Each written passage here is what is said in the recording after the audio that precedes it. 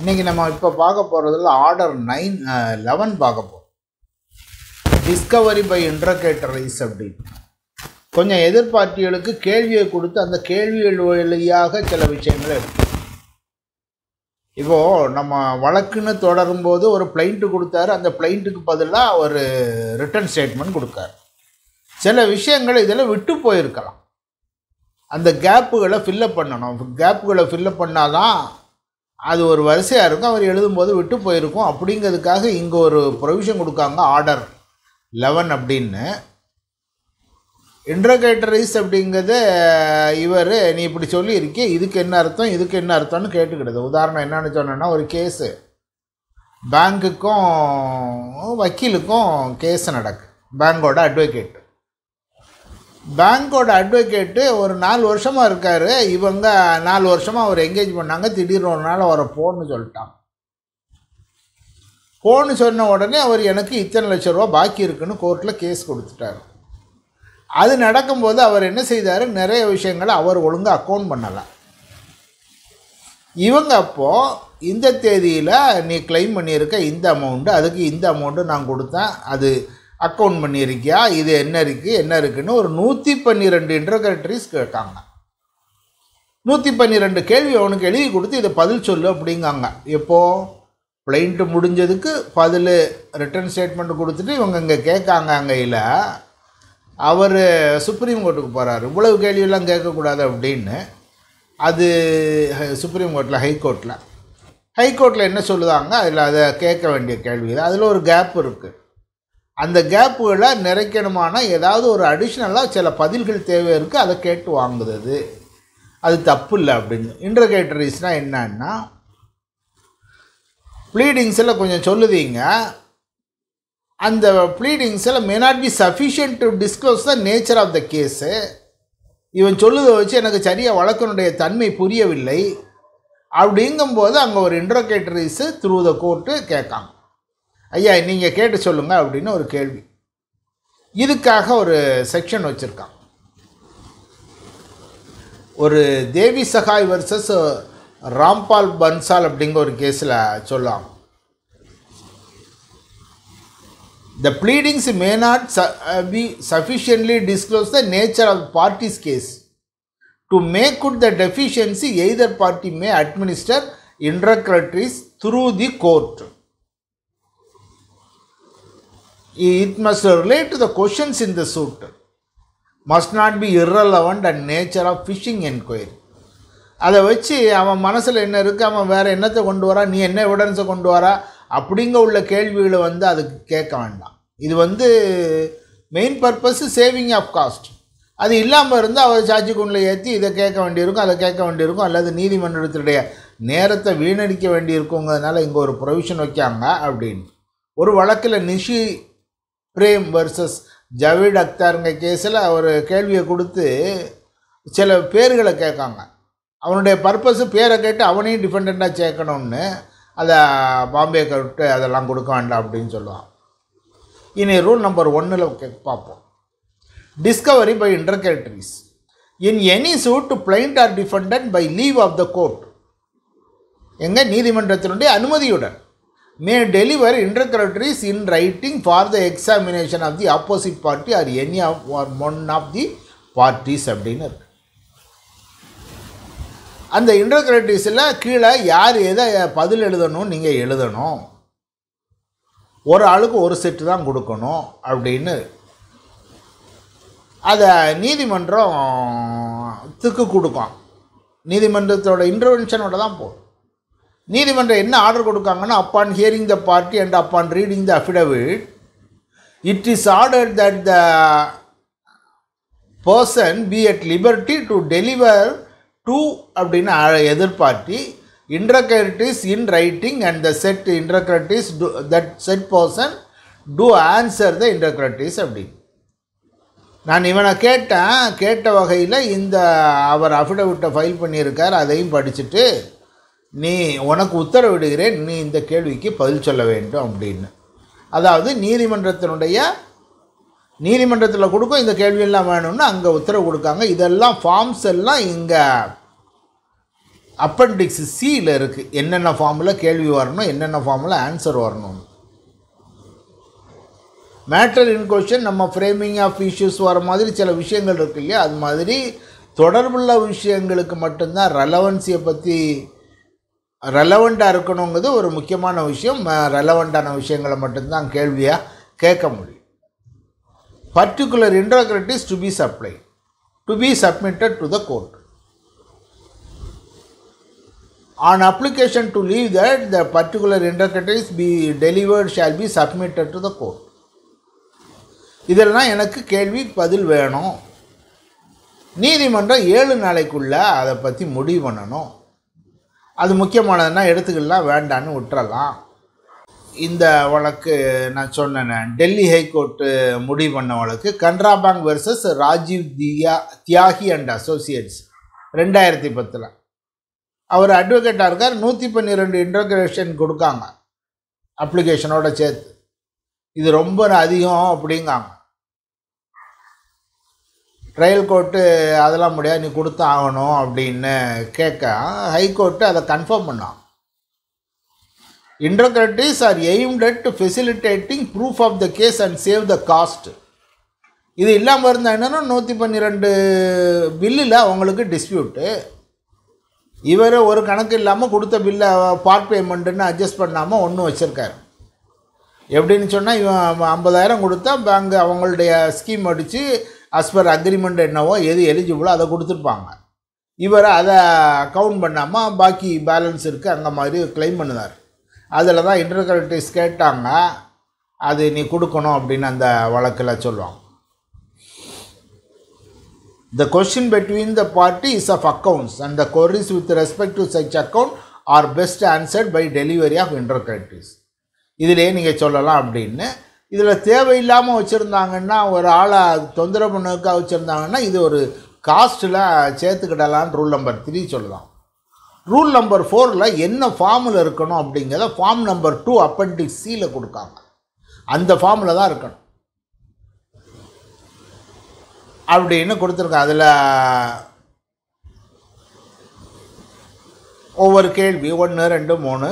இதில் 1வது கேள்வி யார் ஆன்சர் சொல்லணும், 2வது கேள்வி யார் ஆன்சர் சொல்லணுங்கிறதையும் கொடுக்கணும் அப்படின்னு கீழே எழுதி கொடுக்கணும். இதே விஷயத்த கார்ப்பரேஷன் இருக்குது. கார்ப்பரேஷனை யார் கார்ப்பரேஷன் கையில் கொடுக்க முடியாதுன்னா, may apply for an order allowing him to deliver interrogatories to any member or officer of such corporation. கார்ப்பரேஷனில் ஒரு ஆள் கையில் கொடுக்கலாம்.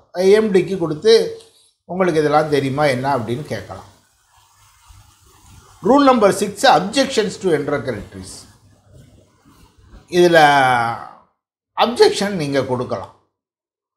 Any objection to answering anything. ஒரு அஃபிடவிட் இன் ஆன்சரில் இது ஸ்கேண்டலஸ், இது இரலவண்ட், இது போனஃபைடு இல்லை, இது சஃபிஷியன்ட்லி நாட் மெட்டீரியல் அப்படிங்க உங்கள் அப்ஜெக்ஷனை சொல்லலாம். நீதிமன்றத்துக்கு என்ன பவர் இருக்குன்னா, இது வேணுமான எடுத்துக்கலாம், வேண்டான்னு விடலாம். ரூல் நம்பர் 7ல் the interrogatories may be set aside on the ground of that they have been exhibited unreasonably or vexatious. It may be struck out on the ground they are தேவையில்லை அப்படிங்கிற விஷயமா இருந்து அதை வேண்டான்னு நீதிமன்றம் விட்டுறலாம். அஃபிடவிட் நீங்கள் எப்படி பதில் கொடுப்பீங்கன்னா, அஃபிடவிட்டில் பதில் கொடுக்கணும், ஆன்சர் 10 நாளைக்குள்ளே கொடுக்கணும், அல்லது நீதிமன்றம் எவ்வளோ நாள் டைம் கொடுக்கணும். அப்படி என்ன ஃபார்மில் கொடுக்கணுங்கிறது அப்பெண்டிக்ஸ் சியில் ஃபார்ம் நம்பர் 3ல் இருக்குது. அதை ஆன்சர் 1, 2, 3 வரிசையாக எழுதி, அது வேறு பெரிய விஷயம் இல்லை, அது இப்படி தான் எழுதுன்னு அதில் ஃபார்மேட்டு கொடுத்துருக்காங்க. No exception be taken. எல்லாத்தையுமே நீங்கள் அதில் பதில் சொல்லியிருக்கணும். அதில் இதுக்கு நான் சொல்லலை அப்படின்னு சொன்னால் தனியாக அந்த அப்ஜெக்ஷனில் அஃபிடவிட்டாக தான் கொடுக்கணுமே தவிர கொடுக்கணும்.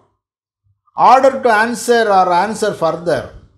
இவன் கொடுத்தது பாதி கொடுத்துருக்கான், எனக்கு முழுசும் பதில் கொடுக்கல அப்படின்னு சொன்னால் எதிர்பார்த்து என்ன செய்வான், நீதிமன்றத்தில் போய் ஐயா இதுக்கு பதில் பாதியாக தான் இருக்குது, அல்லது இதுக்கு பதில் சொல்லலை, கேட்டு சொல்லுங்கன்னு திரும்பவும் நீதிமன்ற வழியாக தான் வாங்கணும். நீதிமன்றம் வழியாக சில கேள்விகள் எழுப்பப்படுகின்றன. இது எதுக்காகன்னு சொன்னால் பிளைண்ட்லேயோ டிஃபெண்டண்டோட ரிட்டர்ன் ஸ்டேட்மெண்ட்லேயோ உள்ள விஷயங்களுக்காக இந்த மாதிரி எழுதலாம்.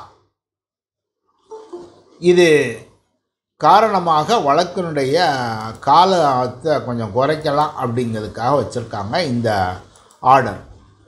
இனி அடுத்தது discovery by document. Any party may apply to the court for an order directing any person to suit to make discovery on oath of the document. அவன் கையில் இருக்கா இல்லையா அப்படின்னு சொல்லணும். Relating to any matter in question. Every document will throw some light அந்த ஒரு விஷயத்துக்கு, அந்த விஷயத்துக்கு whether it is admissible or not நீங்கள் வேணுமானால் கேட்கலாம் அப்படிங்கிறது. சில டாக்குமெண்ட் வந்து நாட் அட்மிசபிளாக இருக்கும், நாட் ரெலவெண்ட்டாக இருக்கலாம். ஆனால் விஷயம் அவன்கிட்ட இருக்கா இல்லையாங்கிறது மட்டும் கேட்கறதுக்கு சொல்லலாம். ஒரு வழக்கில் சொல்லுவாங்க Supreme Court, ML Sethi versus RP Kaur. A document might be inadmissible in evidence, yet it may contain certain information which may either directly or indirectly enable the party seeking discovery either to advance his case or damage the adversary of the case. இதில் என்ன சொல்ல போகிறான், அவன் document கையில் இருக்கான்னு மட்டும்தான் இந்த பார்ட்டில் சொல்ல போகிறான். அப்ளிகேஷன் ஃபார் டிஸ்கவரி எங்கே இருக்குன்னு கண்டுபிடிக்கலாம்.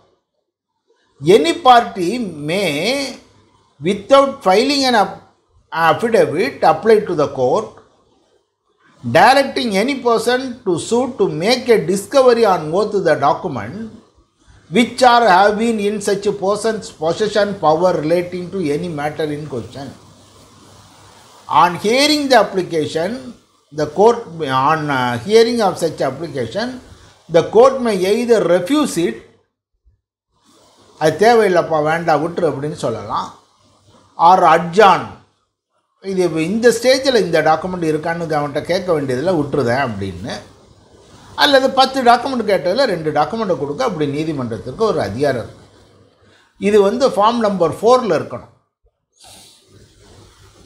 எப்படி நீதிமன்றம் அதிகாரம் கொடுக்காங்க, எப்படி உத்தரவு கொடுக்காங்கன்னா, ஃபார்ம் நம்பர் 4ல் அப்பான் ஹியரிங் அந்த person, it is ordered that, அந்த எதிர்பார்ட்டி எத்தனை நாளைக்குள்ள, within days from the date of this order, answer on affidavit stating which document R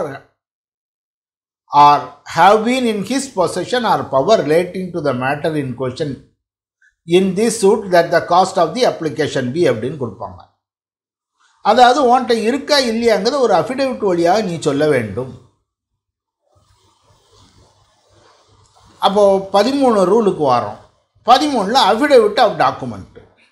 the affidavit to be made by the party against whom the order above mentioned is made, he will specify the document wherein mentioned he objects to produce. It shall be in form number 5 appendix. இல்லை நான் அந்த டாக்குமெண்ட்டை தர முடியாது அப்படின்னு சொல்லணுமானா objection சொல்லலாம், அல்லது என்ன இருக்குங்கிறத சொல்லலாம். என்ன சொல்லுதாரு அந்த ஃபார்மேட்டில், என்ன சொல்லுதுன்னா, I have in my possession or power relating to the matter, என் கையில் இருக்குது, I object to produce the said documents அப்படின்னு காட்டலாம். இல்லாட்ட நான் இதை வச்சுருந்தேன் ஆனால் இப்போ இல்லை, அல்லது இந்த பீரியடு வரைக்கும் என் கையில் இருந்தது அப்படின்னு ஒரு 4-5 பேராக கொடுத்துருக்காங்க. இதெல்லாம் என் கையில் இருந்தது இல்லை அப்படிங்கிற விஷயத்தை அதில் சொல்லலாம். அப்ஜெக்ஷன் இருந்தால் அந்த சொல்லலாம். அந்த ஃபார்மெட்டு கொடுத்துருக்காங்க. இனி production of document. Any time during the pendency of the suit the court shall if it thinks fit order the production of document relating to any matter in question in such suit which are in possession and power of the. நம்ம ஏற்கனவே என்ன இந்த டாக்குமெண்ட்லாம் உன்கிட்ட இருக்கான்னு கேட்டு தான் வச்சுருக்கோம், அவனை கொண்டு வர சொல்லலை. ரூல் நம்பர் 4ல் நீதிமன்றத்துக்கு அதிகாரம் கொடுத்தாங்க, அதை கொண்டு வா அப்படின்னு சொல்கிறாங்க. அதுக்கும் ஃபார்மெட் அங்கே கொடுத்துட்டாங்க அப்பண்டிக்ஸ் சியில். Upon hearing the party and upon reading the affidavit, இந்த தேதியில் எனக்கு கொடுத்ததை, இட் இஸ் ஆர்டர் தட், அவன் பேர், to all reasonable times reasonable notice produce இந்த இடத்துக்கு ஃபாலோயிங் டாக்குமெண்ட்டை கொண்டு வா கொடுத்துட்டு ஆப்போசிட் பார்ட்டிக்கு that person be at liberty to inspect and peruse the document so produced and make notes of its content. In the meantime, it is ordered that all further proceedings be stayed and the cost of the application fee ன்னு காஸ்ட்டும் கூட order கொடுக்கலாம். அப்படிங்கிறத இங்கே production of document. இது ப்ரொடக்ஷனில் Discovery ஒரு document எங்கே இருக்குது அப்படின்னு. உதாரணம் ஒரு வில் எழுதி வச்சுருக்காருன்னு சொல்லுவோம். வில் எழுதி ஒருத்தர் கையில் கொடுத்துருப்பாங்க, ஒரு தேர்ட் பார்ட்டி கையில், நம்பிக்கையான ஒரு ஆள் கையில் இருக்குது. அப்போ அவர் கையில் இருக்கா அப்படிங்கிறத நம்ம கேட்கலாம். ஒரு வில்லை பற்றி டிஸ்பியூட், வில்லு இறந்தவர் ஒரு தேர்ட் பார்ட்டி கையில் கொடுத்துட்டார், பிள்ளைகள் கையில் கொடுக்கல, அவர் கையில் இருக்குது, அவர் தான் எக்ஸிக்யூட் பண்ணணும். இவங்களுக்கு அதை பற்றி டிஸ்பியூட் இருக்குது, அந்த வில்லை பார்க்கணும் அப்படின்னு சொன்னால் என்ன செய்யலாம்? அவனுக்கு வில்லு இருக்கா அப்படின்னு ஒரு கேள்வியை கேட்கலாம். சப்சக்வெண்ட்டாக அந்த வில்லை பார்க்கறதுக்கு இவர் ப்ரொடக்ஷன் நீதிமன்றத்தில் வில்லை கொண்டு வரணும்னு கேட்கலாம். இப்படி ஒரு ஆள் கையில் ஒரு டாக்குமெண்ட் இருக்கான்னு டிஸ்கவரிக்காக இந்த போர்ஷன் கொடுத்தாங்க. இனி அடுத்த party inspection of document. Rule number 15 19 வரைக்கும் டாக்குமெண்ட்டை இன்ஸ்பெக்ட் பண்ணதுக்கு ப்ரொவிஷன் கொடுக்காங்க. இதுக்கு நீதிமன்றத்தினுடைய உதவி தேவையில்லை, நேரடியாக போகலாம். ஏன்னு சொன்னால் referred in the pleading or affidavit. எங்கேயோ ஒரு விஷயத்தில் அங்கே இருக்குன்னு நீயே எழுதி நீயே ஒத்துக்கிட்டங்கிறதுனால இங்கே நீதிமன்றத்தினுடைய உதவி இல்லாமல் நேரடியாக நீங்கள் போகலாம். ஆனால் ஒரு விஷயம், அங்கே அவர் கொடுக்கலன்னா நீங்கள் நீதிமன்றத்துக்கு ஐயா கொடுக்கல அப்படின்னு கேட்கலாம். 15 rule number 15 inspection of documents referred to in pleadings and affidavits. என்கிட்ட இருக்குன்னு அஃபிடவிட்டில் கொடுக்காரு அல்லது வேறு ஒரு அஃபிடவிட்டில் கொடுக்காருன்னா அங்கே உள்ள விஷயங்களுக்கு அதை நான் பார்க்கணும் அப்படின்னு கேட்குறேன். Every party to a suit shall be entitled on or before the settlement of issues at or before the settlement of issues to give notice to the other party in whose pleadings or affidavits reference is made to any document or who has entered any document in any list annexed to the pleading to produce such document for the inspection of the party giving notice. நீ உன்னோட ப்ளீடிங்கில் இத்தனை டாக்குமெண்ட்டை கையில் வச்சுருக்கான்னு சொல்லியிருக்க, நான் அதை பார்க்கணும் அப்படின்னு கேட்கலாம். Any time before the settlement of issues. அதனுடைய காம்ப்ளெக்ஸ் இது எஃபெக்ட் ஆஃப் நான் கம்ப்ளைன்ஸ்னு சொன்னால் என்ன? Any party not complying with such notice shall not afterwards be at liberty to put such any document in evidence on behalf of such suit unless the court is satisfied அது அவனுடைய சொந்த டைட்டிலை பற்றி உள்ளது இல்லது வேறு காரணங்களுக்கு. எல்லாம் பார்க்கணும்னு சொன்னால் உடனடியாக எல்லாத்தையும் கொண்டு வந்து காட்டணும்ல. சில விஷயங்கள் என்னுடைய உரிமை, இது என்னுடைய சேல் டீடு, நான் எனக்குன்னு மட்டும் உள்ளது, இதை நான் காட்டன்னு தேவையில்லைன்னு சில விஷயங்களை வேணுமானா நீதிமன்றத்துக்கு வரும்போது பார்த்துக்கோ, இப்போ பார்க்க வேண்டான்னு சொல்லுறதுக்கு வேணுமானா உரிமை இருக்குது. Such document relates only to his title, he being the defendant. Defendant மறுக்கிறதுக்கு வாய்ப்பு இருக்குது, அல்லது அந்த வழக்கோட தொடர்புடையதல்ல அப்படின்னு சொல்லலாம். இது எப்படி நோட்டீஸ் கொடுக்கணும்? நோட்டீஸோட ஃபார்ம் மட்டும் ஃபார்ம் நம்பர் 7 சொல்லிட்டான். என்ன சொல்லுவாங்க? டேக் நோட்டீஸ் தட், அந்த ஆளு பேர், request you to produce for his inspection the following documents refer to in your plaint or written statement or affidavit. இது எனக்கு வேணும் அப்படின்னு காட்டுவோம். இது 17 என்ன சொல்லுவாங்க? Time for inspection when notice given. The party to whom such a notice is given shall within 10 days deliver notice to the other party. நீ பார்த்துக்கோப்பா அப்படின்னு. may be inspected at the office of his pleader. அவருடைய advocate ஆஃபீஸில் பார்க்கறதுக்கு 3 நாளைக்குள்ள ஒரு time கொடுக்கணும். அவர் notice கொடுக்கறதுக்கு 10 நாள், அந்த 10 நாளில் ஒரு பதில் கொடுக்கார். அந்த நோட்டீஸ் டேட்லேருந்து ஒரு 3 நாளைக்குள்ளே நீ பார்த்துக்கோ அப்படின்னு சொல்லணும். பேங்கர்ஸ் புக் ஆஃப் எவிடன்ஸ் ஆக்டுக்குள்ளே வருமானம் அங்கே போய் பார்த்துக்கணும், அட்வொகேட் ஆஃபீஸுக்கு வரணும்னு இல்லை. அந்த நோட்டீஸும் எப்படி இருக்கணுங்கிறதையும் ஃபார்ம் நம்பர் 8ல் சொல்லுவாங்க. Take notice that you can inspect the document mentioned in your notice. என்னைக்கு தேதி, எங்கே, எந்த ஹவரில் அப்படின்னு. இனி order for inspection rule number 8. Court order on நான் compliance. Where the party served with notice under rule number 5 to produce document for inspection, such party omits to give notice. அவன் பதில் கொடுக்கல. அல்லது he offers inspection elsewhere other than the office of the pleader. எங்கே அங்கே head ஆஃபீஸில் போய் பார்த்துக்கோ, மும்பையில் இருக்குது அப்படின்னு சொன்னால் அது சரியில்லை. வேணுமானா நீதிமன்றத்தில் போய் கேட்கலாம். நீதிமன்றத்தில் இப்படி அட்வொகேட் ஆஃபீஸில் காட்டோன்னு சொல்லலை, இல்லாட்டா அவர் பதிலே கொடுக்கல அப்படின்னு சொல்லலாம். இந்த கோர்ட் என்ன செய்யலாம், கோர்ட்டு ஒரு உத்தரவு கொடுக்கலாம். Order for inspection of such office in such manner as it thinks fit. அந்த ஆர்டரில் என்ன தேவையோ, the court shall not made when so far the shall be of the opinion not necessary. தேவையில்லைன்னா ஆர்டர் கொடுக்க மாட்டாங்க. இல்லை அது தேவை, அந்த டாக்குமெண்ட்டை இவன் பார்க்கலாம் அப்படின்னு சொன்னால் ஆர்டர் கொடுக்கலாம் அப்படி. இனி 18, application to inspect documents in position or power. நம்ம ஏற்கனவே பார்த்துருந்தோம், ஒரு அஃபிடவிட் கொடுத்து என்னோட கண்ட்ரோலில் தான் இந்த டாக்குமெண்ட் இருக்குது அப்படின்னு கேட்டு வாங்கிட்டோம்ன்ட்ட. இந்த 18 அதில் வருது. An application may be made to the court to inspect documents which are not referred to the pleadings, particulars or affidavits of the party against whom application is made.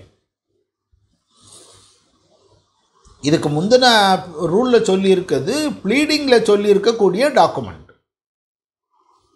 இதில் வாரது ப்ளீடிங்கில் சொல்லாமல் நம்ம ஒரு அப்ளிகேஷனை கொடுத்து கோர்ட் வழியாக இவன்ட்ட இந்த டாக்குமெண்ட் இருக்கான்னு கேளுங்க. இன்னும் அவர் அஃபிடவிட் வழியாக என்னோட கையில் இந்த டாக்குமெண்ட் இருக்குது, இல்லாட்ட இந்த தேதி வரைக்கும் இருந்தது இப்போ இல்லை அப்படின்னு ஒரு டிக்ளரேஷன் வாங்கியிருந்தோம். அந்த டாக்குமெண்ட்டை பார்க்கறதுக்கு rule number 18(2). An application may be made to the court to inspect documents which are not referred to in the pleadings. Particulars or affidavit on the party on whom it is made. The application shall be founded on affidavit. இவர் என்ன செய்தார், ஒரு அஃபிடவிட்டை கொடுக்காரு. அந்த டாக்குமெண்ட்டை inspect பண்ணணும்னு நினைக்க வரும். எந்த டாக்குமெண்ட்டை இன்ஸ்பெக்ட் பண்ணணும், எனக்கு அதை பார்க்கறதுக்கு உரிமை இருக்குது, இவன் கையில் அது இருக்குது அப்படின்னு ஒரு அஃபிடவிட் கொடுக்கணும். அப்படி இருக்கும்போது நீதிமன்றம் அந்த இன்ஸ்பெக்ஷனுக்கு ஒரு உத்தரவு கொடுக்கலாம். நீதிமன்றத்துக்கு அது தேவைன்னு தெரியணும். அடுத்து 19, வெரிஃபைடு காப்பீஸ். ஒரு பிஸ்னஸ் புக்ஸை கேட்கிங்க, அதில் இருந்து அதை தர முடியாது, பார்க்க முடியாதுன்னு சொன்னால் court may instead of ordering inspection of original books order copy of any entries therein verified by the affidavit of some person who has examine the copy. அந்த ஒரு காப்பி எடுத்துகிட்டு வேறு ஒரு ஆளோட வெரிஃபிகேஷனோட இதில் நீங்கள் பார்த்து அதுதான் காப்பி அப்படின்னு வேறு ஒருத்தர் வெரிஃபை பண்ணி எடுக்கலாம். வெரிஃபை பண்ணி ஒரு அஃபிடவிட் கொடுக்காரு, நான் இதை வெரிஃபை பண்ணிட்டேன் அப்படின்னு. அந்த வெரிஃபிகேஷனில் அவர் என்ன செய்யணும், எரேசர், இன்டர்லீனியன்ஸ், ஆல்ட்ரேஷன்ஸ், மாற்றுதல்கள் அல்லது வரிப்பிழவு செய்து அதுக்குள்ளே சேர்த்துருக்காங்க அல்லது கொஞ்சம் அதை அழிச்சிருக்காங்க அப்படின்னு சொன்னால் அதெல்லாம் கூட அவர் எழுதியிருக்கணும். Privileged document. இப்படி ஒரு நீங்கள் இன்ஸ்பெக்ஷன் கேட்கும்போது ஒரு டாக்குமெண்ட் எனக்கு ப்ரிவிலேஜ்டு டாக்குமெண்ட்டு, இதை நான் கொடுக்க மாட்டேன் அப்படின்னு கேட்கலாம். அப்படி உள்ள சூழலில் நீதிமன்றம் அதை பார்க்கலாம். அந்த டாக்குமெண்ட்டை சரி கொண்டு வா, நான் பார்த்தது, உனக்கு ப்ரிவிலேஜ் இருக்கா அப்படின்னு கேட்கலாம். ஆனால் இந்த ப்ரிவிலேஜ் டாக்குமெண்ட்டில் ஸ்டேட் மேட்டர்ஸ்னால் நீதிமன்றத்துக்கு பவர் இல்லை. இது எவிடன்ஸ் ஆக்டில் இருக்குது. ஒரு டாக்குமெண்ட்டு ப்ரிவிலேஜ் டாக்குமெண்ட்டு வெளியே வர வேண்டாம் அப்படின்னு பார்க்கக்கூடியது ஹெட் ஆஃப் த டிபார்ட்மெண்ட்டுக்கு தான் அந்த அதிகாரத்தை கொடுத்துருக்காங்க. அவர் சொல்லலாம், இது ஸ்டேட் மேட்டரு, இதை நான் தரமாட்டேன், அதாவது அரசு ரகசியங்களை வெளியிட வேண்டாங்க அளவுக்கு இருக்கலாம். நார்மல் ரொட்டீன் திங்ஸுக்கு இந்த மாதிரி வராது. அங்கேயும் நீதிமன்றம் அந்த டாக்குமெண்ட்டை பார்க்கறதுக்கு அதிகாரம் இல்லை. 19B affidavit regarding possession. The court may, on the application of any party of suit at any time and whether an affidavit document shall or shall not have already been ordered, make an order requiring any party to state by an affidavit whether any one or specific document are in his possession. அதாவது நம்ம முதல்ல பார்த்தது party வந்து ஐயா அவங்ககிட்ட இருக்கான்னு கேட்டு சொல்லுங்கன்னாங்க. நம்ம கோர்ட்டு ஆர்டர் கொடுத்தாங்க, அவனை அஃபிடவிட் வழியாக உங்ககிட்ட இருக்கா இல்லையா சொல்லுங்காங்க. அவர் ஒரு அஃபிடவிட் வழியாக என்னோடய கண்ட்ரோலில் இருந்தது, என்னோடய கண்ட்ரோலில் இல்லை, இருக்குது அப்படிங்கிறத சொன்னார். இப்போ 19(3) அஃபிடவிட் ரிகார்டிங் பொசிஷன். 19(3) நீதிமன்றமாக கேட்காங்க. அப்படி ஒரு பொசிஷனை 19(3) நீதிமன்றத்துக்கு அதிகாரம் கொடுக்காங்க. Such application requesting for court to make an order regarding possession shall be made in affidavit stating that in the belief of the deponent, the party against whom the application is made has at some time in his possession the document. They relate to matters in question. அங்கே கேட்டது இல்லாமல் இங்கே வந்து கேட்காங்க, இங்கே வந்து அஃபிடவிட்டை கொடுத்து அது தேவை இருக்குது, அதை நீதிமன்றம் கொண்டு வர சொல்லுங்க அப்படின்னு கேட்கறதுக்கு அஃபிடவிட்டை கொடுத்து அந்த பொசஷன் கொடுத்து கேட்கலாம் நீதிமன்றம். On the application of the party to the suit, இங்கே உன் கையில் இருக்கான்னு கேட்காங்க. அப்போ ரெண்டாவது ஒரு சான்ஸ் வருது. முதல்ல கேட்டிருந்தோம் உன் கையில் இருக்கான்னு. இந்த 19(2)லையும் அஃபிடவிட் வழியாக கேட்கறதுக்கு, பொசஷனை பற்றி கேட்கறதுக்கு சொல்லுவாங்க. Rule number 12. Any party may, without filing an affidavit, apply to the court directing any party to make discovery on oath the document which have been in person possession. அங்கே வந்து அஃபிடவிட்டு கொடுக்க வேண்டாம், அப்ளிகேஷனை கொடுத்தா போதும். அப்ளிகேஷனை கொடுத்துட்டு உன்ட்ட பொசஷன் இருக்கான்னு ரூல் நம்பர் 12 கேட்காங்க. ரூல் நம்பர் 19 சேம் திங்கை repeated. Rule number 19, sub-rule number 3, the court may, on the application of any party to the suit at any time, whether an affidavit of document shall or shall not have been already made ordered, make an order requiring any party to state by affidavit whether any one or more specific documents specified in the application or has at any time in his possession.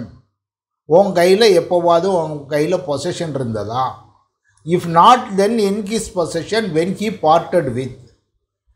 எப்போ இருந்தது, எப்போ உன் கையை விட்டு போச்சுன்னு கேட்கலாம். Such application request the court to make order shall be made on affidavit stating that அந்த deponent in belief of the deponent the party against whom the application is made, அவன் கையில் தான் இருந்ததுன்னு எனக்கு தெரியும்னு அவர் டெக்ளேர் பண்ணணும். அது மேட்ரோட ரிலேட்டடு அப்படின்னு சொல்லி டெக்ளேர் பண்ணணும். அதில் இனி ப்ரீமெச்சூர் டிஸ்கவரிங்கிறதுல இந்த நேரத்துக்கு இந்த டாக்குமெண்ட் இப்போ தேவையில்லை, அதனால் இது அங்கே இருக்கா இங்கே இருக்கான்னு உத்தரவை போடாமல் நிறுத்தி வைக்கலாம். வேறு விஷயங்கள்லாம் முடிவு பண்ணிவிட்டு அந்த நேரத்தில் இந்த டாக்குமெண்ட் தேவையானு நான் முடிவு பண்ணுதேன் அப்படின்னு நீதிமன்றம் தள்ளி வைக்கலாங்கிறதுக்கு ரூல் நம்பர் 20. 21 நான் compliance with order for Discovery. உன்ட்ட இருக்கா இல்லையான்னு சொல்லுதோம், கேட்கான், அவன் சொல்லலை. அது டிஃபெண்டண்ட்டாக இருந்தால் சூட்டு டிஸ்மிஸ்ஸு, இல்லை பிளைன்டிஃபாக இருந்தால். பிளைன்டிஃபு ஒரு டாக்குமெண்ட் உன் கையில் இருக்கான்னு எதிர்பார்த்து கேட்கும்போது கொடுக்கலை அப்படின்னா சூட்டு டிஸ்மிஸ்ஸு. டிஃபெண்டண்ட்டாக இருந்தால் அவனுடைய டிஃபென்ஸே கட் பண்ணிவிட்டு கோர்ட்டு ஆர்டர் ஆன் மெரிட் அப்படின்னு கொடுக்கலாம். இதில் இன்னொரு என்ன கஷ்டம்னா டிஃபெண்டண்ட்டு பதில் கொடுக்கலாங்கிறதுனால அவரோட சூட்டை டிஸ்மிஸ் பண்ணிவிட்டு அந்த டிஃபெண்டண்ட்டு இதே கேஸை வேறு ஒரு வழக்காக ஃப்ரெஷ் சூட்டாகவும் கொண்டு வர முடியாது. அந்த வழக்கை கொண்டு வரக்கூடிய அதிகாரமே அவருக்கு இல்லாமல் போயிட்டு, அந்த அளவுக்கு கொஞ்சம் சீரியஸான விஷயமாக இதை எடுத்துட்டு நீதிமன்றத்துக்கு அதிகாரம் கொடுத்துருக்கோம். நீதிமன்றம் கேட்டு நீ கொடுக்கல, அப்போ வழக்கு தள்ளுபடி பண்ணிட்டோம். வழக்கு தள்ளுபடி மட்டும் இல்லை, நீ எந்த வழக்கை வேறு எங்கேயும் கொண்டு போக முடியாது அப்படிங்கிறது. அதைத்தான் Indore development authority versus Satyapal Anand அப்படிங்கிற ஒரு கேஸில் இது ஒரு ரொம்ப சீரியஸான ஒரு உத்தரவு, ரொம்ப எச்சரிக்கையாக கொடுங்க, லாஸ்ட் ரிசார்ட்டாக வச்சுக்கிடுங்க அப்படின்னு சொல்லியிருக்காங்க. இனி using answer to interpretation or trial, ஒரு வழக்கில் நம்ம ஏற்கனவே கேள்வியாக கொடுத்து பதிலை வாங்கியிருக்கோம், அதை நம்ம உபயோகிக்கலாம். அது எப்படி உபயோகிக்கலாம்னா, பார்ட்டி அவன் வேணுங்கிறத மட்டும் எடுத்துக்கிடலாம். Any party may use in evidence any one or more of the answers of such part of the answer of the opposite party without putting in the others or the whole of such answer. முழு பதிலையும் கொடுக்கணும்னு இல்லை, முழு ஆன்சர்களையும் எடுக்கணும்னு இல்லை, இவனுக்கு தேவையானதை எடுத்துக்கலாம். But in all such cases court may always look at to the whole of the answer. ஆனால் நீதிமன்றம் என்ன செய்யணும், மொத்த வழக்குகளையும் மொத்த பதிலையும் எடுத்துக்கிட்டு அது என்ன காண்டஸ்டில் எப்படி சொல்லியிருக்காங்க அப்படிங்கிறத வச்சு தான் எடுக்க முடியும். அடுத்தது order to apply to minor. இந்த ஆர்டர் இந்த நம்ம சொல்லியிருக்கக்கூடிய விஷயம் மைனர்ஸு வழக்குகளுக்கும் பொருந்தும் அப்படிங்கிறத ரூல் நம்பர் 23 சொல்லியிருக்காங்க. இதில் ஏதாவது பார்க்கணுமா, நம்ம அடுத்த ஆர்டர் அட்மிஷனை போகிறோம். ப்ரொடக்ஷன் ஆஃப் டாக்குமெண்ட்டு வேணுங்கும் போது நீதிமன்றத்துக்கு அதை கொண்டு வான்னு சொல்லலாம். ப்ரொடக்ஷன்னா நீதிமன்றத்தின் முன் கொண்டு வருதல். டிஸ்கவரின்னா கண்டுபிடிக்கிறது, உன் கையில் இருக்கான்னு நீ ஒரு அஃபிடவிட்டை கொடு அப்படின்னு கேட்கும். இப்போ ஒருத்தர் இறந்துட்டார், உயில் எழுதி கொடுத்துருக்காரு, யார் கையில் இருக்குன்னு தெரியல, எதிர்பார்த்து ஒரு ஆள் சேர்த்துருக்கீங்க, உன் கையில் உயில் இருக்கான்னு கேட்கணுன்னா அவர்கிட்ட உன் கையில் உயில் இருக்கான்னு டாக்குமெண்ட்டுக்கு நீதிமன்றம் கேட்கும்போது ஒரு அஃபிடவிட்டை கொடுத்து செய்தார், சத்தியப்பிரமாணம் செய்தார், நான் உண்மையே சொல்லுதேன், என் கையில் இருந்தது ஆனால் இப்போ இல்லை அப்படிங்கிறது சொல்லுதார், அல்லது இருக்குன்னு சொல்லுதார். இது டிஸ்கவரி, ஒரு டாக்குமெண்ட்டு எங்கே இருக்குன்னு கண்டுபிடிக்கும். ப்ரொடக்ஷன் அப்படின்னு சொன்னால் அந்த டாக்குமெண்ட்டு அவன் கையில் இருக்குன்னு அஃபிடவிட்டை கொடுத்தாச்சு, இப்போ வேணுங்கும்போது அவரை நம்ம அந்த டாக்குமெண்ட்டை கொண்டு வான்னு கேட்கும். அதை தான் ப்ரொடக்ஷன் ஆஃப் டாக்குமெண்ட். இது கொண்டு வான்னு கோர்ட்டு தான் சொல்ல முடியும் சார். கோர்ட்டு தான் சொல்ல முடியும், எதுவுமே கோர்ட்டு தான் சொல்ல முடியும், நீதிமன்றத்தில் வேறு யாருக்கும் அதிகாரம் இல்லையே. இல்லை, இந்த இருக்குன்னு அவர் சொல்லிட்டு அவரோட அட்வொகேட் ஆஃபீஸில் போய் பார்த்துக்கலான்னு சொல்லுவோம், அது இன்ஸ்பெக்ஷன். அதுதான், அது எப்படி அது இன்ஸ்பெக்ஷன் எதுக்கு வருதுன்னு சொன்னால், அந்த அவர் எந்த டாக்குமெண்ட்டுக்கு இன்ஸ்பெக்ஷனுக்கு உரிமை வருதுன்னா, பிளைண்ட்டு கொடுக்கும்போது அல்லது ரிட்டர்ன் ஸ்டேட்மெண்ட் கொடுக்கும்போது இந்தெந்தெல்லாம் டாக்குமெண்ட்டு என் கையில் இருக்குதுன்னு அவன் அதில் லிஸ்ட்டு கொடுக்காங்க. அந்த லிஸ்ட் ஆஃப் டாக்குமெண்ட்டு அதைத்தான் இன்ஸ்பெக்ஷனுக்கு அதிகாரம் இருக்குது. அதில் நீதிமன்றத்தினுடைய உதவி இல்லாமல் இவர் நேரடியாக நோட்டீஸை விடுதார், நீ பிளைண்ட்டில் சொல்லியிருக்கா, நான் அதை பார்க்க போகிறேன் அப்படி. அதை கொடுக்கலன்னா தான் அவங்க நீதிமன்றத்துக்கு போகிறாரு. ஒருத்தன் கையில் டாக்குமெண்ட் இருக்கான்னு கேட்குறது என்ன டாக்குமெண்ட்டுன்னா, பிளைண்ட்லேயே ரிட்டர்ன் ஸ்டேட்மெண்ட் சொல்லாத ஒரு டாக்குமெண்ட்டு உன் கையில் இருக்கான்னு கேட்கறதுக்கு இவர் போய் நீதிமன்றத்தில் போய் ஒரு அப்ளிகேஷன் கொடுக்காரு, அவங்க கையில் இருக்கான்னு கேட்டு சொல்லுங்க. அங்கே தான் நீதிமன்றம் ஒரு உத்தரவு போட்டு உன் கையில் இருக்கான்னு கேட்காங்க, அவர் அஃபிடவிட் வழி அவர் இருக்குன்னு சொல்லுதார், அதுதான் டிஸ்கவரி. அதுக்கு பிறகு ப்ரொடக்ஷன் ஆஃப் டாக்குமெண்ட், அது பின்னால் நீதிமன்றத்தினுடைய தேவை இருக்குன்னு சொல்லும்போது நீதிமன்றத்துக்கு அந்த டாக்குமெண்ட்டை கொண்டு வான்னு நம்ம கேட்கும். ப்ராசஸ் வித்தியாசம் புரியுதா? இன்ஸ்பெக்ஷன் ஒன்லி பிளைண்ட்டில் எழுதியிருக்குது, அவனே டெக்ளேர் பண்ணிட்டான் இதெல்லாம் என்கிட்ட இருக்குன்னு, வழக்கில் நான் இதெல்லாம் கொண்டு வர போகிறேன்னு சொல்லுதான், அதை இன்ஸ்பெக்ஷன் பண்ணுவோம். டிஸ்கவரி இல்லாத விஷயத்தை உன்கிட்ட இருக்கான்னு கேட்கறதுக்கு டிஸ்கவரி. ஓகே சார், அது புரிஞ்சு. அந்த பிளைண்ட்லையும் ரிட்டர்ன் ஸ்டேட்மெண்ட்லையும் கொடுக்கறத நம்ம இன்ஸ்பெக்ஷன் பண்ணலாம். இப்போ டிஸ்கவரி ஆஃப் டாக்குமெண்ட்ல நான் என்கிட்ட இருக்குன்னு சொன்னதை நம்ம போய் இன்ஸ்பெக்ஷன் பண்ண முடியுமா சார்? முடியாது. அது கோர்ட்டுக்கு தான் வரும். கோர்ட்டு ப்ரொடியூஸ் த டாக்குமெண்ட்னு சொல்லுவாங்க. இன்ஸ்பெக்ஷனுக்கு நீதிமன்றத்தினுடைய உதவி தேவையில்லை, நேரடியாக ஒரு நோட்டீஸை விட்டு வக்கீல் ஆஃபீஸில் போய் பார்க்க போகிறாங்க. இனி அடுத்த பார்ட்டு அட்மிஷன். சில விஷயங்களை நானே ஒத்துக்கிடுதேன் அப்படின்னு சொல்லும்போது அது அட்மிஷன் வருது. ஆர்டரில் 12 voluntary statement by which the maker agrees the existence of certain fact. சில உண்மைகளை நான் ஒத்துக்கொள்கிறேன் அப்படின்னு சொல்லக்கூடியது. இது நம்ம பிளைண்ட்டில் இத்தனை விஷயம் சொல்லுவோம். அவர் என்ன செய்தார்? டிஃபெண்டண்ட்டு அதை ஒத்துக்கிடுதார். இதெல்லாம் ஒத்துக்கிடுதான், ஆனால் நான் இதை ஒத்துக்கிடலைன்னு சிலதை கண்டஸ்ட் பண்ணுவார். இது நான் உன்கிட்ட கடன் வாங்கினது உண்மை, திருப்பி தரேன்னு சொன்னது உண்மை, ஆனால் இந்த அளவு வட்டிங்கிறதுக்கு நான் ஒத்துக்கிடலை. கடனை ஒத்துக்கிட்டேன், வட்டியை ஒத்துக்கிடலை. இப்படி செர்டைன் ஃபேக்ட்ஸை ஒத்துக்கிடுவாங்க. இதைத்தான் எவிடன்ஸ்ன்னு சொல்லுவோம். Admission may be in pleading or admitted in examination of the court. அங்கே ரிட்டர்ன் ஸ்டேட்மெண்ட் கொடுக்கையிலே சில விஷயத்தை ஒத்துக்கிட்டார், அல்லது நீதிமன்றத்தில் சாட்சி கூண்டில் ஏற்றி கேட்கையில் ஆமாம் நான் வாங்கினது உண்மைதான்னு ஒத்துக்கிட்டார். இதுதான் அட்மிஷன் வருது. இது தான் ஆர்டர் நம்பர் 12 சொல்லுவாங்க. அதை எப்படி டீல் பண்ண போகிறோங்க. Notice of admission of a case. Any party to a suit may give notice by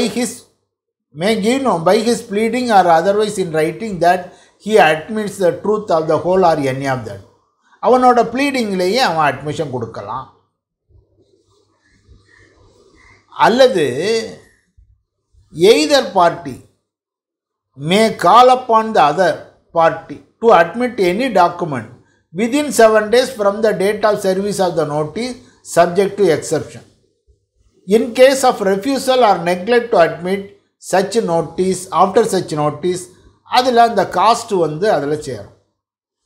இப்போ ப்ராமிசர் நோட்டு நான் கையில் வச்சுருக்கேன், நீ அதை அட்மிட் பண்ணுதியா அப்படின்னு நம்ம கேட்கணுன்னா, ஒரு ப்ராமிசர் நோட்டு நான் அட்மிட் பண்ணலை அப்படின்னு சொன்னால் சப்சக்வெண்ட்டாக அந்த ப்ரூஃப் யார்? நம்ம தான் அதை ப்ரூஃப் பண்ணணும். அதுக்குள்ள காஸ்ட்டை அந்த பார்ட்டியோட செலவில் அதை சேர்க்கணும். அடுத்தது 2A, deemed to be admitted if not denied. Every document which is a party is called upon to admit, if it is not denied specifically or by necessary implication or stated to be not admitted in the pleading, it shall be deemed to be admitted, except as against a person of disability. ஒரு விஷயம் நம்ம சொல்லியிருக்கோம், அவர் ஸ்பெசிஃபிக்காக deny பண்ணலை, R by necessary implication, அல்லது நான் admit பண்ணலை அப்படின்னு எழுதியிருக்கார். Stated not to be admitted. இல்லைன்னு சொல்லலை, நான் ஒத்துக்கிட்டுதான்னு சொல்லலை, அல்லது இம்ப்ளிகேஷன், அதாவது அந்த சொல்லக்கூடிய விஷயத்தை இல்லாமல் வேறு எதையோ சொல்லுதாரு அப்படின்னு சொன்னால் அங்கே அட்மிஷன் இல்லை. அதை என்ன செய்தோம்? Deemed to be admitted. மறுக்கவில்லை என்றால், ஸ்பெசிஃபிக்காக இல்லை அப்படின்னு சொல்லலைன்னா ஒத்துக்கிட்டான், டீம் டு பி அட்மிட்டட் அப்படின்னு எடுத்துக்கிடலாங்கிறத ரூல் நம்பர் 2A சொல்லலாம். ஆனால் the court may in its discretion and for reasons to be recorded require any document so admitted to be proved otherwise than by such admission. Admission சொல்லுதோம், admit ஆனால் கூட நீதிமன்றத்திற்கு அந்த அட்மிட்டடு டாக்குமெண்ட்டை நீ ப்ரூஃப் பண்ணுன்னு கேட்கறதுக்கு உரிமை இருக்குது. ஏன்னு சொன்னால் எவிடன்ஸ் ஆக்டில் வரும்போது admission is not a conclusive ப்ரூஃப்னு சொல்லுவாங்க. ஏன்னா அட்மிஷனை எப்போ வேணாலும் அவர் பின்னால் மறுக்கலாம் அப்படிங்கிற எவிடன்ஸ் ஆக்டில் வருது. அவ்வளோ பெரிய முக்கியமான விஷயமாக நம்ம இதை எடுத்துக்கிட்டது இல்லை எவிடன்ஸ் ஆக்டில். அதனால் இவன் அட்மிட் பண்ணிட்டான், அதனால் அதை தொடாதீங்க, அது அப்படியே இருக்கட்டும்னு பார்ட்டி சொல்ல முடியாது. அவள் அட்மிட் பண்ணாலும் நீ இதை ப்ரூவ் பண்ணு, எப்படி ப்ரூவ் பண்ணுவ அப்படின்னு அவரை ப்ரூவ் பண்ண கேட்கலாம். அப்படிங்கிறதுக்குள்ள உரிமையை 2A கொடுத்துருக்கான். டீம்டு டு பி அட்மிஷன் அப்படின்னு எடுத்துக்கிட்டால் கூட நீதிமன்றம் அவரை நீ அதை ப்ரூவ் பண்ணுன்னு கேட்கறதுக்குள்ள உரிமையை கொடுத்துருக்கான். இப்போ ஒரு டாக்குமெண்ட் அட்மிட் பண்ணணும் அப்படின்னு கேட்கறதுக்கு உரிமை இருக்குன்னு நம்ம ரூல் நம்பர் 2 பார்த்தோம். அதனுடைய ஃபார்மட் என்ன இருக்கும் அப்படிங்கிறத ஃபார்ம் நம்பர் 9 அப்பெண்டிக்ஸ் C என்ன வகையாக நீங்கள் அந்த நோட்டீஸ் அனுப்பிங்கன்னு ஃபார்மை கொடுக்காம, take notice that the plaintiff or defendant in this suit proposes to adduce in evidence the several document hereunder specified, that the same may be inspected by the defendant or plaintiff by his pleader or agent in the period within 48 hours from the last mentioned hour.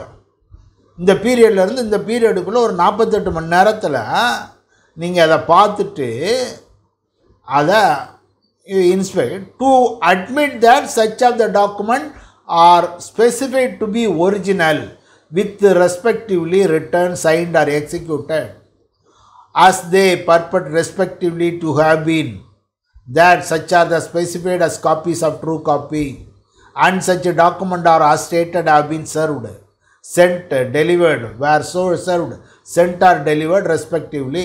இதெல்லாம் நீ ஒத்துக்கிடுது அப்படின்னு எனக்கு சொல்லு அப்படின்னு notice அனுப்பணும். அந்த form தான் 9. Take notice, இந்த டாக்குமெண்டெல்லாம் நான் ப்ரொடியூஸ் பண்ண போகிறேன் கோர்ட்டில், இது என்னுடைய அட்வொகேட் ஆஃபீஸில் இங்கே இருக்குது, இந்த பீரியடில் நீ பார்த்துட்டு நீ அட்மிட் பண்ணு. என்ன அட்மிஷன்? அது ஒரிஜினல் தான், அது எழுதுனது தான், அதில் சொல்லது போட்ட போல் அது அனுப்பப்பட்டது தான் அப்படின்னு உள்ள அட்மிஷனை கொடு அப்படிங்கிறத இந்த ஃபார்ம் நம்பர் 9 சொல்லுவாங்க. எல்லா ஃபார்ம்லேயும் சொல்லும்போது என்ன சொல்லியிருந்தாங்கன்னா, shall be in form number 9 of appendix 6 with such variation as circumstances may require. ஃபார்மெட்டை கொடுக்காங்க, வேணுமான சின்ன சின்ன மாறுதல்களை செய்துக்கோங்க அப்படின்னு கொடுத்துட்டு இந்த அட்வொகேட்டு இந்த நோட்டீஸ் அங்கே எதிர்பார்ட்டிக்கு அனுப்புதார். அவங்க என்ன செய்யணும், அதை அட்மிட் பண்ணிக்கிடலாம். அப்படி அட்மிட் பண்ணலைன்னா என்ன செய்யணும், அந்த டாக்குமெண்ட்டை இவர் ப்ரூஃப் பண்ணணும். அப்படி ப்ரூஃப் பண்ணும்போது காஸ்ட் வரணும். அந்த காஸ்ட்டை இவர் நான் அட்மிஷன் காரணமாக ப்ரூஃப் பண்ண வேண்டி வந்தது, அதன் காரணமாக நீதிமன்ற செலவு வந்தது அப்படிங்கிறத அவங்க ஏற்றுக்கிடணும். இனி rule number 3A, power of the court to record admission.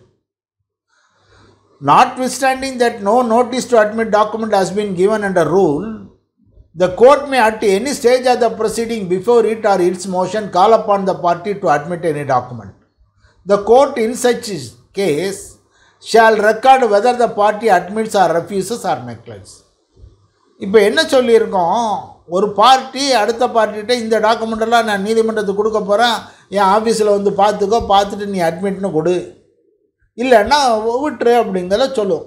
இவன் அட்மிஷன் கொடுத்ததை நம்ம ஆல்ரெடி அட்மிட்டன்னு ஒதுக்கி வச்சுட்டு பாக்கி உள்ளதை ப்ரூவ் பண்ண போகிறோம். நீதிமன்றத்தினுடைய நேரம் குறைவதற்காக இப்படி ஒரு ப்ரொவிஷன். இப்படி ஒரு நோட்டீஸை பிளைண்டிஃபும் கொடுக்கல, டிஃபெண்டன்ட்டும் கொடுக்கல, அந்த ப்ராசஸே நடக்கலைன்னா நீதிமன்றத்துக்கு அதிகாரம் கொடுക്കാം. Court may at any stage of the proceeding, கையில் டாக்குமெண்ட்டை தூக்கி வச்சுட்டு இதை ஒத்துக்கிடுதியா, எஸ், அப்போ அதை ரெக்கார்ட் பண்ணிவிட்டு தனியாக வச்சிடும். இது ஒரு பார்ட். அடுத்த பார்ட்டு நோட்டீஸ் டு அட்மிட்ட சில விஷயங்களை நீ ஏற்றுக்கிடுதியா அப்படி. Any party may at any time not later than 9 days before the day fixed for hearing, by notice in writing, call upon the other party to admit for the purpose of the suit only any specific fact or facts mentioned in a notice. இந்த உண்மைகளெல்லாம் நீங்கள் ஏற்றுக்கொள்கிறீர்களா அப்படின்னு சொல்லுங்க அப்படி. இப்போ நம்ம ப்ரீவியஸாக பார்த்தது என்னது, ஃபேக்ட் டாக்குமெண்ட், இந்த டாக்குமெண்ட்லாம் இருக்குது அப்படின்னு கேட்கும். இதில் என்ன சொல்லுதோம், இந்த உண்மைகளெல்லாம் நீங்கள் ஏற்றுக்கொள்கிறீர்களா அப்படின்னு சொல்லணும். ஒரு நோட்டீஸ் கொடுங்க. இதெல்லாம் எதுக்கு, இந்த அளவு நீதிமன்றத்தினுடைய நேரங்கள் குறையும். In case of refusal to neglect or admit the same within 6 days after the service of such notice or within such further time as may be allowed by the court, the cost of proving such fact அந்த ஆளு கொடுக்கணும். என்ன செய்யணும், hearing டேட்டுக்கு 9 நாளைக்கு முன்னால் இந்த உண்மைகளை நீ ஏற்றுக்கொள்கிறாயான்னு இவர் நோட்டீஸ் கொடுக்காரு. அவர் 6 நாளைக்குள்ளே பதில் கொடுக்கணும். அப்படி 6 நாளைக்குள்ள பதில் கொடுக்கலன்னு சொன்னால் அந்த ஃபேக்டை ப்ரூவ் பண்ணது இவர் அன்றைக்கே ஒத்துருந்தாருன்னா பரவாயில்ல, இப்போ ப்ரூவ் பண்ண வேண்டியிருக்கு, அந்த காஸ்ட் வரும் அப்படின்னு. அந்த ஃபார்மெட் எப்படி இருக்கும் அப்படிங்கிறத ஃபார்ம் நம்பர் 11 சொல்லியிருந்தாங்க. இதில் இன்னொரு விஷயம் என்னன்னு சொன்னால், இந்த அட்மிஷன்லேயே it is only for the purpose of particular suit. இந்த பார்ட்டியோட வச்சுட்டு இந்த விஷயத்தை வேறு எங்கேயும் கொண்டு போக முடியாது, வேறு யாரும் இதை உபயோகிக்கவும் முடியாது. நோட்டீஸ் எப்படி கொடுக்கணும் அப்படின்னு ஃபார்ம் கொடுக்காங்க. Take notice that the plaintiff அல்லது defendant in the suit request the defendant or plaintiff to admit for the purpose of the suit only several facts respectively herein under specified அப்படின்னு நீங்கள் fact எல்லாம் எழுதணும். And the defendant is hereby required within 6 days from the date of service notice to admit the several notice அப்படின்னு சொல்லிட்டு வரிசையாக நீங்கள் கேள்வியில் எழுதலாம். இந்த தேதியில் இவர் இறந்து விட்டார், உண்மையா பொய்யா? அவர் உயில் எழுதாமல் இறந்தார், உண்மையா பொய்யா? அவருக்கு இவர் மட்டுமே ஏக மகன், உண்மையா பொய்யா அப்படின்னு கேள்வி கேட்கும். அவருக்கு அதை பதில் சொல்லணும். அவர் admission of fact person to notice அதுவும் கூட எப்படி இருக்குன்னு ஃபார்மெட்டு கொடுத்துட்டாங்க. The defendant or plaintiff in the suit for the purpose of the suit only, அங்கேயும் சொல்லுதான் for the purpose of the suit only, hereby admits the several facts respectively hereunder specified, subject to the qualification or limitation, if any, hereunder specified, saving all just exception to the admissibility of any fact or any of them in evidence, provided this admission is made for the purpose of suit only and not an admission to be used against the defendant or any other occasion by any other person அப்படின்னு சொல்லிட்டு அவர் பதிலை கொடுக்கார். இந்த admission வந்து only for த சூட்டு. அவர் என்ன சொல்லுவார்? இந்த தேதியில் அவர் இறந்து விட்டாரா? எஸ். அவர் வில் எழுதாமல் இறந்தாரா? எஸ். இவர் மட்டும்தான் ஏக மகனா அப்படின்னு கேட்கையில் அவர் நோ. இது இல்லாமல் அவருக்கு இன்னொரு கல்யாணம் முடிஞ்சது, இன்னொரு மகன் இருக்கான், ரெண்டாவது மகன் இல்லெஜிட்டிமேட்டு சன் ஒருத்தர் இருக்கார் அப்படின்னு அவர் அங்கே எழுதலாம். Qualification yes or no. அது போக இவர் என்ன எழுதாரோ அப்படி குவாலிஃபிகேஷன் எழுதி அங்கே கொடுக்கலாம் அப்படின்னு. இனி rule number 6 judgment on admission. இவங்க என்ன செய்யலாம்? The court may make such order as such give such judgment. இந்த அட்மிஷனை வச்சே நாங்கள் கேஸை முடிச்சிட முடியும்னா முடிக்கலாம், இல்லை அந்த தேவைக்கு அங்கே ஒரு ஜட்ஜ்மெண்ட் ஒரு தீர்ப்பை கொடுக்க முடியும்னா கொடுக்கலாம், அல்லது அவர் வழக்கை தொடர்ந்து நடத்தலாம். அப்படிங்கிறதுக்கு ஜட்ஜ்மெண்ட்டை பற்றி ரூல் நம்பர் 6 கொடுக்கலாம். இது வந்து டிஸ்கிரிஷன் ஆஃப் த கோர்ட்டு மேன்னு கொடுத்துருக்கு. cannot be claimed as a matter of right. Judgment is on admission is not a matter of right, rather a matter of discretion. இவர் இப்படி அட்மிஷன் கொடுத்ததுனால இதை பேஸ் பண்ணி மட்டுமே ஒரு நீதிமன்ற தீர்ப்பு இருக்கணும்னா அது தேவையில்லை, முடியாது அப்படிங்காங்க supreme court S M Asif versus Virendra Kumar Bajaj அப்படிங்கிறது. ஏன்னா நீதிமன்றங்கள் எப்போவுமே அட்மிஷனை ரொம்ப சீரியஸாக எடுத்துக்கிட்டது இல்லை. இங்கே வேணுமானால் அந்த இடத்துல இந்த அட்மிஷனை பேஸ் பண்ணி அங்கே ஒரு தீர்ப்பு வழங்குறதுக்கு எல்லாமே இவன் சொன்ன ஃபேக்டை பூரா அவர் எஸ்ன்னு சொல்லிட்டாருன்னா நீதிமன்றத்துக்கு வேலையே இல்லை அப்படின்னு. இருந்தாலும் நீதிமன்றம் the court may make such order as it may think fit at any stage, either on the application of party or its own motion, without waiting for the determination of any other question between the parties அப்படின்னு. Passing a degree on admission is not mandatory, as the court is in suitable circumstances may refuse to pass a degree on admission when the admission is not clear, unambiguous. அந்த நேரங்களில் வேணுமானா நீங்கள் வழக்கை தொடர்ந்து நடத்தலாம். Fertilizer corporation of India versus Indian எக்ஸ்ப்ளோசிவில் அந்த மாதிரி சொல்லுவாங்க. அட்மிஷன் வந்து கிளியராக இருக்கணும் அப்படிங்கிற வேற ஒரு வழக்கிலையும் சொல்லுவாங்க. சுப்ரீம் கோர்ட் வந்து Hari Steel and General Industries versus Daljit சிங்கில் not to rely on part admission அப்படிங்கிற ஒரு வழக்கில் சொல்லுவாங்க. Gujarat Lease Financing versus competent automobiles. Affidavit on signature. An affidavit of the pleader or his clerk of the due signature of the admission made in pursuance of any notice to admit document shall be sufficient evidence of such admission. அந்த அட்மிஷனில் இருக்க சிக்னேச்சராக ஒரு pleader verify பண்ணி கொடுக்கலாங்கிறதுக்கு rule number 7. An affidavit of the pleader or his clerk of the due signature of any admission. அவன் தான் நம்ம admission பண்ணானா தெரியணும், அதனால் இவர் சிக்னேச்சர் தான், இவர் தான் செய்தாருங்கிறது அந்த ப்ளீடரோ அல்லது அவரோட கிளர்க்கோ கொடுத்தா ஏற்றுக்கிடலாம் அப்படிங்கிறதுக்கு rule number 7. Rule number 8, notice to produce document.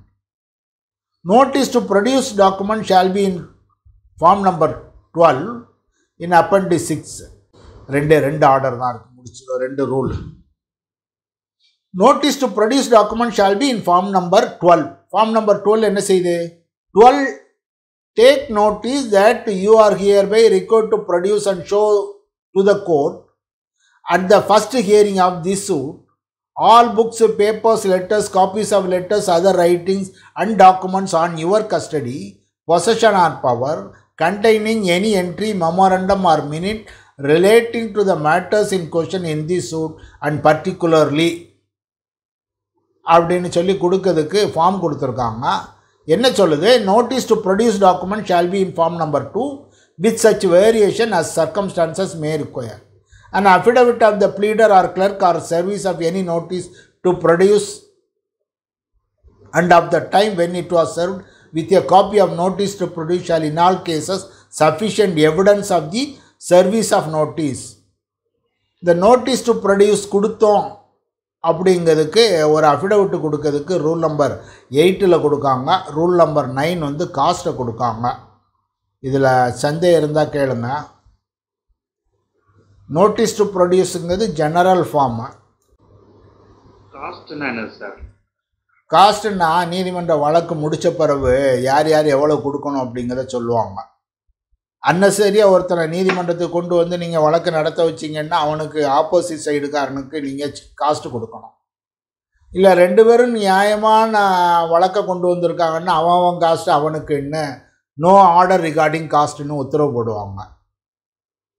அது நீதிமன்றம் முடிவு பண்ணுவாங்க. இது நியாயமில்லாத வகையில் ஒருத்தனை அன்னசரியாக ஒரு லிட்டிகேஷனை கொண்டு வந்து ஒருத்தனை கஷ்டப்படுத்தியிருக்கான்னா அவனுக்கு காஸ்ட்டு. அந்த காஸ்ட்டை வாங்கி ஆப்போசிட் பார்ட்டிகிட்ட கொடுத்துருவாங்க.